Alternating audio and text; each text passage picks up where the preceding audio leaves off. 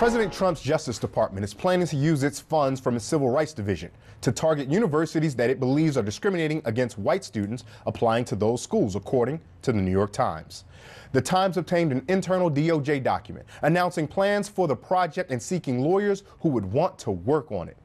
The document said they would be conducting, quote, investigations and possible litigation related to intentional race-based discrimination in college and university admissions, close quote. According to the Times, the document suggests the Justice Department is attempting to undo affirmative action programs that were put in place to increase racial diversity on college campuses. Now, Kristen Clark, the president of the Lawyers Committee for Civil Rights Under Law, told the Times, quote, this is deeply disturbing. It would be a dog whistle that could invite a lot of chaos and unnecessarily create hysteria among colleges and universities who may fear that the government may come down on them for their efforts to maintain diversity on their campuses. Joining us to discuss this is Todd Cox, the Director of Policy at the NAACP Legal Defense and Educational Fund. Todd, I want to start with you immediately about this. Targeting whites? Is this Justice Department simply out for minority citizens? Well, it's part of their onslaught against our civil rights, but really it's a waste of taxpayer resources to be relitigating cases, or a case that firmly establishes the precedent that universities and colleges have the right to consider racial diversity in their admissions, but also to use race as part of a number of factors in deciding who they admit to their colleges and universities. It's well established. Some people who are supportive of the Justice Department's policies are saying that the Supreme Court case most recently arguing this, that's Fisher versus University of Texas, left a lot of ambiguity that although they said that race can be considered, there's still room to say that there is potential reverse discrimination, if you will. Is that a fair reading? That is not a fair reading. The case is very, very clear that universities have a lot of choices, and race can be one of the factors they consider in college admissions. Look, in enforcing civil rights laws, the Department of Justice always has discretion, and I think it's curious that they're choosing to allocate resources and use their discretion in this way when we have many of our civil rights laws that need to be enforced very well. You called it curious. Is there anything that your expertise allows you to say as to why they're using their discretion in this way? Well, I think it's part of a pattern. We have attacks against LGBTQ community members. We have voter suppression that's being fostered by this Department of Justice and by this administration.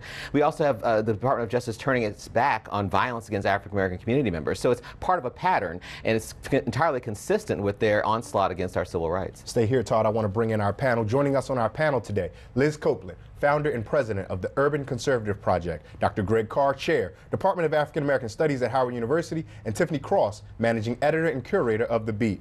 Guys, I want to bring you all in. Liz, I'm going to start with you. This is the Republican Justice Department that seems to be targeting African Americans and minorities and all who would stand to benefit from this. How do minority conservatives defend the actions of this Justice Department? You don't. I would push back, though. I don't think that this is written as an attack, personal attack on all minorities. I think that what you have here is a president with a senior advisor, Steve Bannon, who has decidedly taken an approach to not just America first, but white America first. And his association with the alt-right movement, and as a Republican, is disgusting, does not stand for conservative principles. And many Republicans of color are adamantly and openly opposed to it.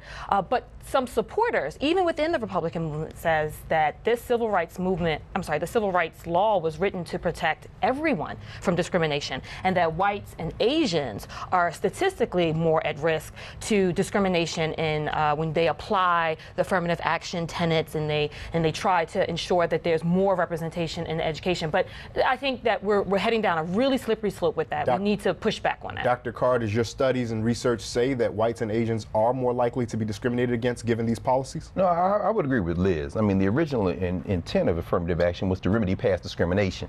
And then it took a different turn in the Bakke case. I mean, Justice Powell then introduces diversity as the rationale. And that's what opens the door to this question of being colorblind. But let's be very clear what this is about. I agree with you. This is about white nationalists rallying their charge. That's why Jeff Sessions is never going to resign, because this is his dream job. He's been trying to roll back the 20th century for years, and now he's in a position to try to do something about it.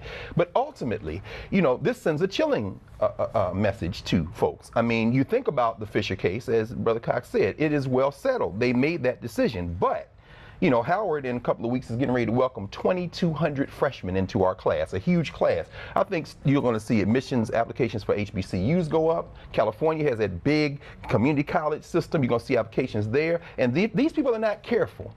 They are going to continue to attack what is right. And in the name of their ideological cause, they could very easily push us toward dismantling the federal government as somebody who's going to intervene for what's right. But they're playing a dangerous game. It is dangerous. It's very dangerous. It's harmful. Tiffany is the curator of The Beat. You all speak specifically to many minorities throughout Washington, D.C. and the nation. What are your readers, your listeners, your viewers? How are they receiving this kind of information? Well, I think it's baffling to me that people are surprised that they've all students matter the college admissions process. This is something very consistent that we've seen with this administration, and they're doing exactly what they said on the campaign trail that's being executed now. But what I found most interesting about this story is that the people who would oversee this this initiative are not going to be career appointees, but political appointees, right, and people with a political agenda who would undercut everything that people who don't have a political agenda would institute. So it's not surprising, it's very disappointing, but it's very consistent with what we've seen come out of this Justice Department administration at large.